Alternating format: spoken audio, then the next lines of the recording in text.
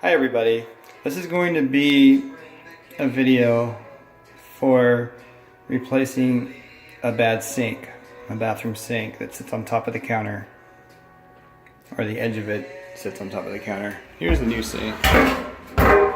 So, just want to try to help you out. First thing you do is you unscrew the screws underneath.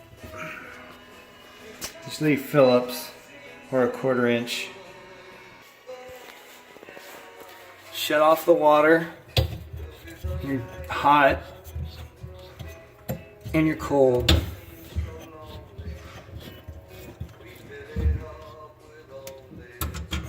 Disconnect the pipes. Disconnect your water lines, your drain pipe, and you can lift the whole sink and faucet right out.